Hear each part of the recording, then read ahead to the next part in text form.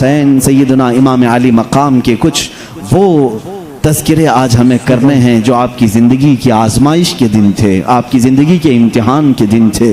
اور ایک بات یاد رکھیں، لوگ اگر یہ پوچھیں کہ اتنے بڑے مقام والے، اتنے بڑے مرتبے والے، ان کے ساتھ ایسا کیوں ہوا؟ یہ رب ذوالجلال کی سنتیں ہیں کہ جس کے اندر جتنا ایمان ہوتا ہے اتنی آزمائشوں سے اسے گزارتا ہے۔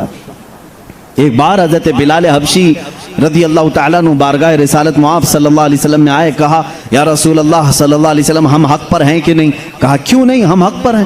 کہا پھر ہم مارے جاتے ہیں، پیٹے جاتے ہیں، اس طرح سے ہمیں پریشان کیا جاتا ہے، ہم حق پر ہیں تو اتنا کیوں ہمیں پریشان کیا جاتا ہے؟ رسول کریم صلی اللہ تعالیٰ علیہ وسلم نے فرمایا اے بلال، اس سے زیادہ مصیبتیں انبیاء اکرام پر آئی ہیں۔ زکریا علیہ السلام کو پڑھو کبھی، زکریا علیہ السلام کو یہودیوں نے سر کے اوپر سے آری چلا کر 2 ٹکڑے کر دیے تھے، اور زکریا علیہ السلام نے اف تک نہیں کہا۔ یحییٰ علیہ السلام کی گردن پر تلوار رکھ کر کے انہوں نے پورا ذبح کر دیا تھا، انہوں نے اف تک نہ کہا۔ حضرت نوح علیہ السلام کو انہوں نے پتھروں سے مار مار کر بے ہوش کیا، انہوں نے کبھی رب تعالیٰ کی بارگاہ میں شکایت نہیں کی میں نبی ہوں، میرے ساتھ کیا ہو رہا ہے؟ نہیں، انبیاء کا ایمان سب سے اعلیٰ درجے کا ہے، اس لیے وہ اتنی بڑی آزمائشوں سے گزارے گئے۔ ان کے بعد صحابہ کا ایمان ہے، اسی لیے صحابہ بھی بڑی آزمائشوں سے گزارے گئے ہیں۔ میرے عزیزو، آج ہم میں سے کسی کی اتنی طاقت بھی نہیں ہے، ہمارے اوپر ایسے مصائب اگر آ گئے تو ہم جھیل بھی نہیں سکیں گے، اور مولا ویسی چیزیں ہم پر ڈالے گا بھی نہیں، کیونکہ اس کا وعدہ ہے لا یکلف اللہ نفسا الا وسعها، اللہ کسی جان پر اس کی طاقت سے زیادہ تکلیف نہیں ڈالتا۔ اب میں آپ کو بتاؤں، امام علی مقام کے ساتھ جو کچھ بھی ہوا، کچھ بدبخت اور بد عقیدہ یہ کہتے ہیں تم تو کہتے ہو یا رسول اللہ المدد، یا رسول اللہ المدد۔ کربلا میں ان کا پورا گھر شہید ہو رہا تھا، رسول اللہ وہاں گھر بچانے نہیں گئے، تمہیں کیا بچانے آئیں گے؟ معاذ اللہ رب العالمین۔ یہ وہ چیزیں ہیں جو شیطانی حربہ ہے، عام نوجوانوں کے دماغ کو، ان کے ذہنوں کو ورغلانے والی بات ہے۔ پہلا تو الزامی جواب ان کو یہ دے دینا کہ چلو تمہارے حساب سے رسول کریم صلی اللہ علیہ وسلم مدد نہیں کرتے نا، لیکن اللہ تو مدد کرتا ہے۔ رسول اگر کربلا نہیں آ سکتے تھے تو اللہ تو کربلا دیکھ ہی رہا تھا، رب تعالیٰ نے کیوں نہیں کی؟ ان کے پاس کوئی دلیل ہے اس چیز کی؟ اللہ تعالیٰ اپنے نبیوں سے محبت کرتا ہے کہ نہیں کرتا؟ پھر اللہ تعالیٰ خود کیوں نہیں بچایا؟ بے وقوفو، تمہیں معلوم نہیں کہ کچھ مواقع ایسے ہوتے ہیں جہاں امتحان ہوتا ہے، امتحان کے وقت مدد کرنا کیا سمجھا جاتا ہے آپ نہیں جانتے؟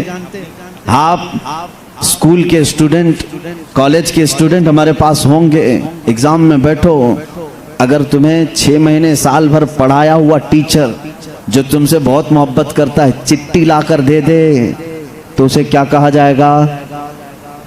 چیٹنگ ہے نا، خیانت ہے نا۔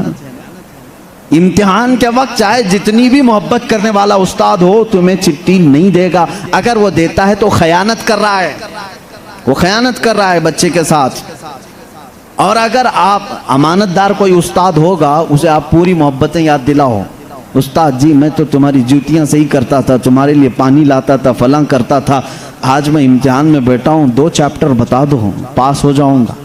استاد اگر امانت دار ہو تو کہے گا کہ بیٹا وہ ساری محبتیں الگ ہے، آج تیرا امتحان ہے، آج تیرا امتحان ہے، امتحان سے نکل، جتنی چاہے میں مدد کروں گا۔ یہ اصول دنیا کا ہے۔ امام حسین کربلا میں کرامت دکھانے نہیں گئے تھے، امتحان دینے گئے تھے، ان کے ایمان کا امتحان تھا، ان کے ایمان و اسلام کا امتحان تھا کہ سختیاں آنے کے بعد امام حسین مان کر کے یزید کو قبول کر لیتے ہیں یا پھر اپنے رب ذوالجلال کی اور اپنے حبیب پاک صلی اللہ علیہ وسلم کی شریعت کو ملحوظ خاطر رکھتے ہیں۔ یہ دیکھا جانے والا تھا۔ آج اس طرح کے امتحان تمہارے ساتھ بھی آئیں گے، اتنے بڑے نہیں لیکن چھوٹے امتحانات تو آئیں گے، تو دیکھا جائے گا، کبھی تم پر مصیبتیں ڈالی جائیں گی، تم اللہ کی بات کرتے ہو یا پھر اس مسجد کو چھوڑ کر، اللہ کو چھوڑ کر کسی اور کی بات کرنے لگ جاتے ہو۔ اگر تم بہک گئے تو تم امتحان میں ناکام ہوئے۔ بلکہ جب کبھی تمہیں بیماری آئے، بیمار کے گھر میں ایک فرشتہ آتا ہے، حدیث پاک میں جب بھی بیمار ہوتے ہو فرشتہ ایک وہاں کھڑا رہتا ہے اور رپورٹنگ کرنے کے لیے، خبر دینے کے لیے اللہ کی بارگاہ میں وہ شام کو پہنچتا ہے، جبکہ رب تعالیٰ سب چیزیں دیکھ رہا ہے، فرشتہ گواہ بنتا ہے۔ رب تعالیٰ پوچھتا ہے اے میرے فرشتے، اسے میں نے بیماری دی، فلاں بندے کو، وہ میرے بارے میں کیا کہہ رہا تھا؟ جو کچھ بھی بیمار کہتا ہے وہ اللہ کی بارگاہ میں جا کر کہتا ہے فرشتہ، اے مولا وہ بیمار تجھے تانے دے رہا تھا، کوس رہا تھا، معاذ اللہ وہ کہہ رہا تھا میں اتنی عبادتیں کرتا ہوں پھر بھی مجھے بیماری دے دیا اللہ نے، میرا ہی گھر ملا تھا، ایسے جملے جو جاہل کہتے ہیں۔ رب تعالیٰ فرماتا ہے فرشتے تو گواہ ہو جا، اس نے میرے بارے میں جیسا گمان کیا اب ویسا ہی میں اس کے ساتھ سلوک کروں گا۔ اللہ اکبر۔ یہ امتحان ہو رہا ہوتا ہے، ایک بیماری بھی ہمارا امتحان، گھر میں اگر کسی کی موت ہوئی تو امتحان۔ ابھی ہم نے آیت بھی پڑھی وَلَنَبْلُوَنَّكُمْ بِشَيْءٍ مِّنَ الْخَوْفِ وَالْجُوعِ وَنَقْصٍ مِّنَ الْأَمْوَالِ وَالْأَنفُسِ وَالثَّمَرَاتِ۔ اللہ فرماتا ہے ہم ضرور تمہیں آزمائیں گے، کبھی بھوک کے ذریعے، کبھی ڈر کے ذریعے، کبھی مال میں کمی کر کے، کبھی کسی کی جان لے کر کے اللہ تمہارا امتحان لے گا، اور اس وقت دیکھا جائے گا تمہاری زبان کتنی سلامت رہتی ہے۔ اگر تم ثابت قدم رہے اور اللہ رب العزت کی حمد و ثنا بجا لاتے رہے تو سمجھ جانا کہ تم امتحان میں کامیاب ہو، اور اگر ذرا بھی بہک گئے تو تمہارے سارے پوری زندگی کا امتحان خراب ہو گیا۔ امام حسین رضی اللہ تعالیٰ عنہ کے متعلق اب میں داستان کربلا شروع ہونے سے پہلے چند باتوں کی وضاحت ضرور کرنا چاہوں گا۔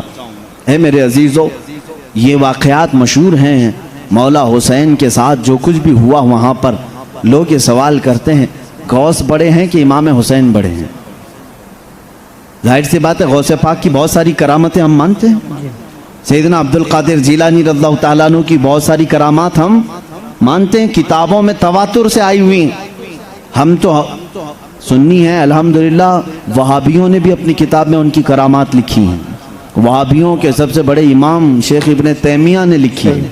بہرحال کچھ لوگ ابھی مجھ سے سوال کر رہے تھے کہ اگر غوث پاک رضی اللہ تعالیٰ عنہ کی اتنی کرامتیں جتنا آپ بیان کرتے ہیں جبکہ وہ اولاد میں ہے امام حسین کے، تو امام حسین ایک بھی کرامت کیوں نہیں دکھائے اپنے ان کے بچوں کو بچانے کے لیے یا کربلا کے میدان میں؟ یہ بھی گمراہ کرنے کے لیے، ذہن میں خلجان پیدا کرنے کے لیے۔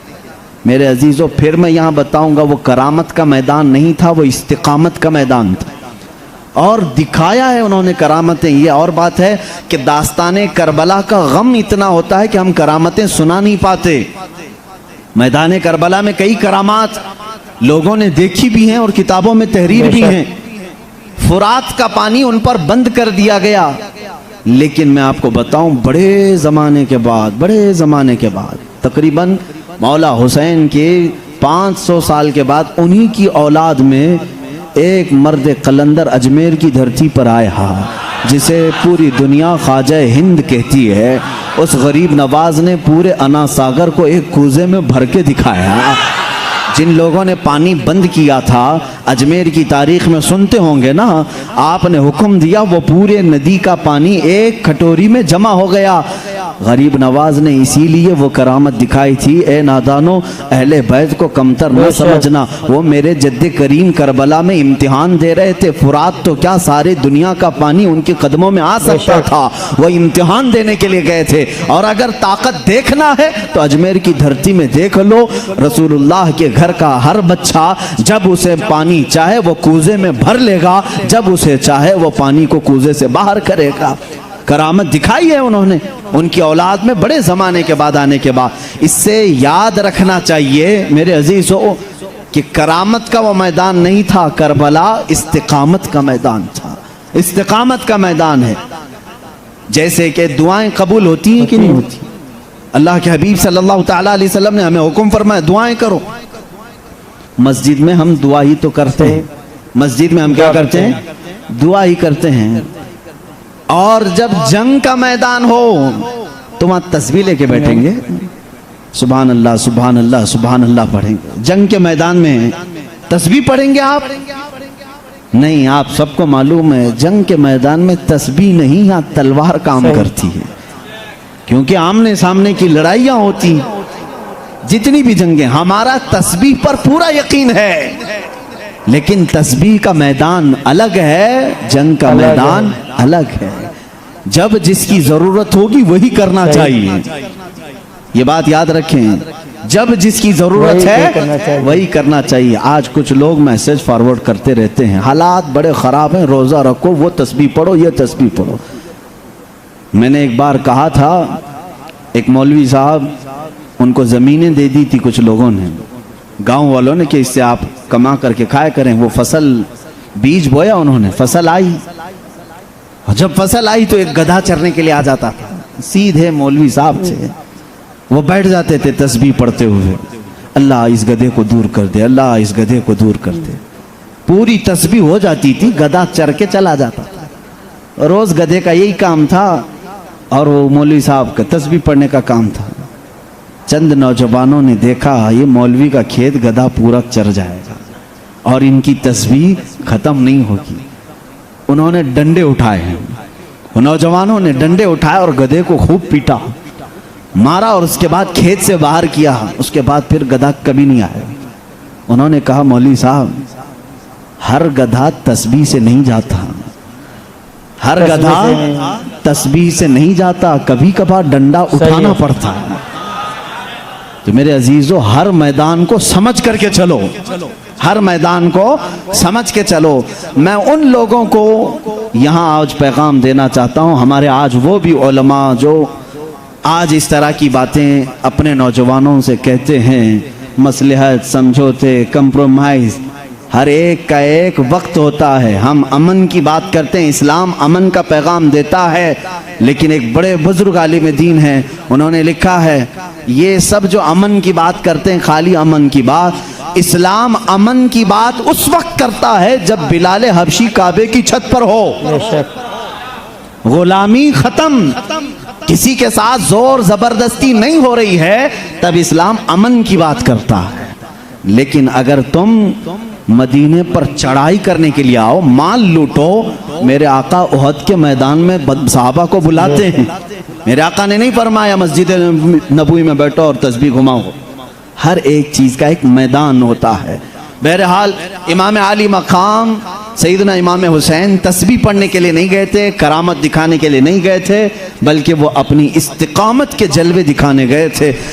اچھا اگر وہ تسبیح پڑھ لیتے، میرا تو یقین یہ ہے ایک بار اگر ان کے جملے نکل جاتے کہ یہ تباہ ہو جائیں، مولا فوراً تباہ کرتا، کیونکہ اہل بیت کی زبان میں تاثیر ہے۔ لیکن اس کا اثر کیا ہوتا؟ آج لوگ یہ کہتے ہیں انہوں نے کیوں نہیں کیا، کیوں نہیں کیا؟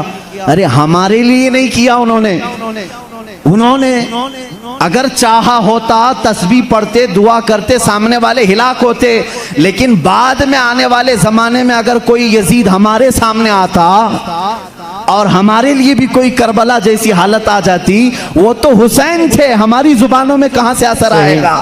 حسین نے یہ سکھایا کہ صرف تسبیح سے نہیں، تم اپنی جمع مردی کا مظاہرہ کرو۔ آج ہمارے لیے سب سے بہترین آئیڈیل کوئی ذات ہے تو وہ امام حسین کی ذات ہے۔